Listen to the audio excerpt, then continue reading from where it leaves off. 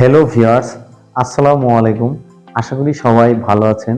তো ভিউয়ার্স, আজকে আমি আপনাদের মাঝে একটি গুরুত্বপূর্ণ কন্টেন্ট নিয়ে এসেছি। আজকের কন্টেন্টটি হলো গার্মেন্টস সেকশনের একটি কাটিং সেকশনে বাল কাটিং কাটার পূর্বে আমাদের কি 7টি চেক পয়েন্ট অবশ্যই ফলো আপ করতে হবে প্রপারলি। এই 7টি গুরুত্বপূর্ণ চেক পয়েন্টের উপরেই আজকের এই কন্টেন্ট। তো ভিউয়ার্স, আশা করি এই ভিডিওটি না টেনে শুরু থেকে শেষ পর্যন্ত দেখবেন। অবশ্যই আপনারা এই 7টি চেক পয়েন্ট সম্বন্ধে ধারণা পেয়ে যাবেন। তো ভিউয়ার্স, আর দেরি করব না। তো ভিউয়ার্স, আমি একটি ছোট্ট প্রেজেন্টেশনের মাধ্যমে আমি আপনাদের এই 7টি চেক পয়েন্ট সম্বন্ধে ধারণা দেব। আশা করি ভিডিওটি না টেনে শুরু থেকে শেষ পর্যন্ত দেখবেন এবং কি যে সকল ভিউয়ার্স এখনো আমার এই চ্যানেলটি সাবস্ক্রাইব করেননি তারা অবশ্যই আমার এই চ্যানেলটি সাবস্ক্রাইব করবেন পরবর্তী ভিডিওর আপডেট নোটিফিকেশন পাওয়ার জন্য। তো ভিউয়ার্স, আপনারা প্রেজেন্টেশনটি এখন দেখবেন। শুরুতেই জেনে নিই পোশাক উৎপাদন প্রক্রিয়া, ফ্যাব্রিক সোর্সিং থেকে fabric testing, fabric quality inspection এবং অডিট থেকে ফ্যাব্রিক কাটা পর্যন্ত বিভিন্ন দল দ্বারা সঞ্চালিত হয়। সমস্ত পরিবর্তন এবং আপডেটের প্রয়োজনীয়তা অবশ্যই সঠিক ব্যক্তির কাছে সময় মতো জানাতে হবে। যদি দুটি বিভাগের মধ্যে যোগাযোগের ব্যবধান থাকে তবে ভুল করার সুযোগ থাকতে পারে এবং এর ফলে রেভিনিউ একটি বড় ক্ষতি হতে পারে।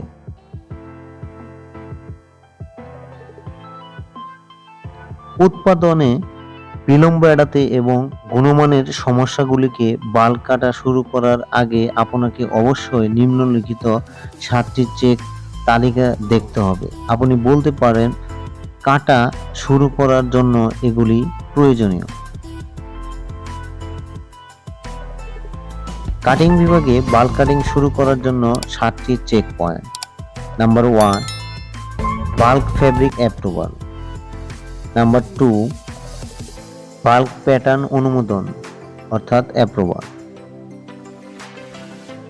নাম্বার 3, ফ্যাব্রিক শিথিলকরণ অর্থাৎ relaxation. Number 4, fabric shrinkage report and shrinkage approve.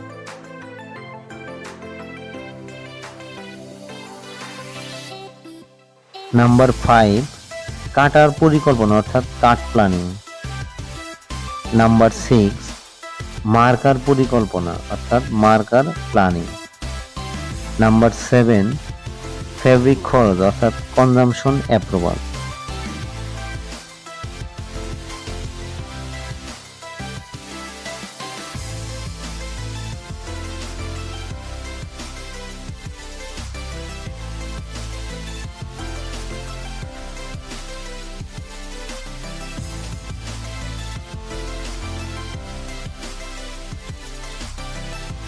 Bulk fabric approval.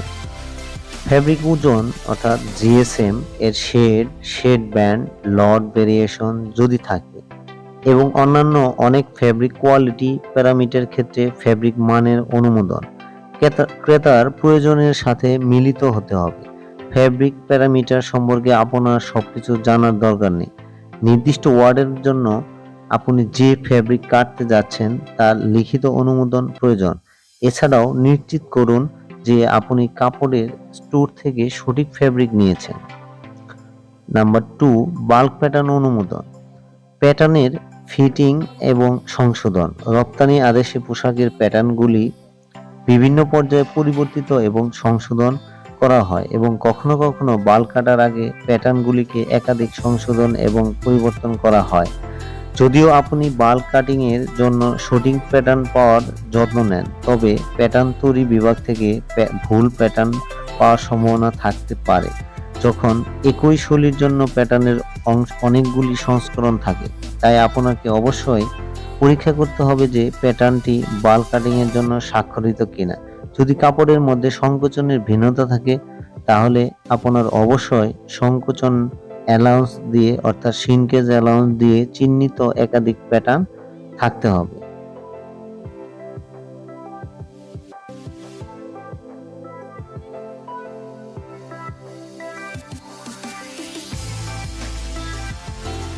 Number 3, fabric শিথিলকরণ অর্থাৎ রিল্যাক্সেশন।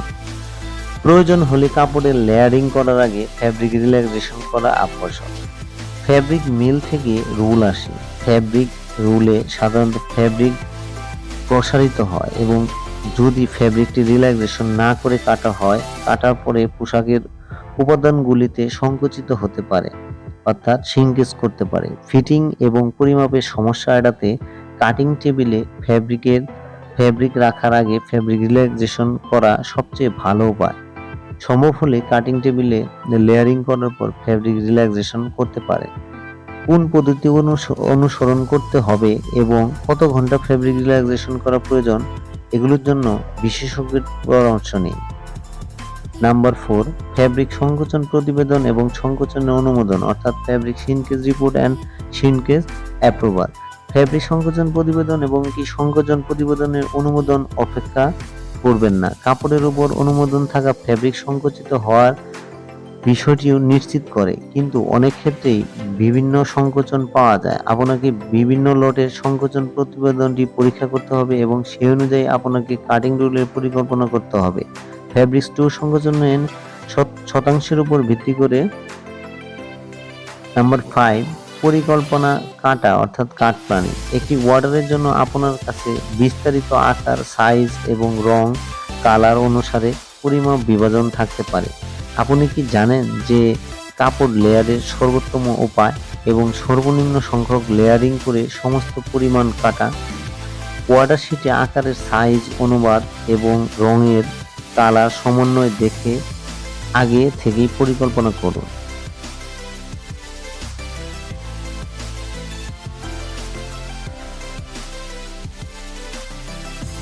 নাম্বার 6, মার্কার পরিকল্পনা, অর্থাৎ marker planning. Marker plan fabric ব্যবহার এবং ফ্যাব্রিক ব্যবহারে একটি বড় ভূমিকা পালন করে। আপনি ফ্যাব্রিক গড় খরচ, অর্থাৎ কম্প্রোমাইজিং ছাড়া একটি ভালো মার্কার অনুসরণ করে অপচয় কমাতে পারেন। সর্বদা বাল্ক কাটাতে অনুমোদিত মার্কার অনুসরণ করুন যদি আপনার কারখানায়। নাম্বার 7, ফ্যাব্রিক খরচ, অর্থাৎ কনজামশন অ্যাপ্রুভাল।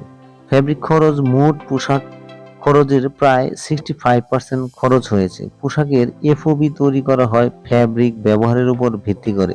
যদি বাল্ক কাটিংয়ে প্রকৃত ফ্যাব্রিক খরচ আনুমানিক খরচের চেয়ে বেশি হয়, যেটি খরচে ব্যবহৃত হয়, আপনি সেই অর্ডার থেকে যথেষ্ট অর্থ সঞ্চয় করতে পারবেন না। অতএব চূড়ান্ত চিহ্নিতকারীতে প্রকৃত ফ্যাব্রিক খরচ ক্রস চেক করা ভালো। যদি খুব বেশি পার্থক্য না থাকে তবে আপনি বাল্ক কাটিং এর জন্য এগিয়ে যেতে পারেন, অন্যথায় অপেক্ষা করুন এবং সংশ্লিষ্ট কর্তৃপক্ষের কাছ থেকে অনুমোদন নিন। কাটিং রুম স্ট্যান্ডার্ড অপারেটিং পদ্ধতিতে এই সমস্ত চেক পয়েন্ট যোগ করুন। এগুলি অনুসরণ করলে আপনি কাটিং রুম কর্মক্ষমতা এবং কাটিং গুণগত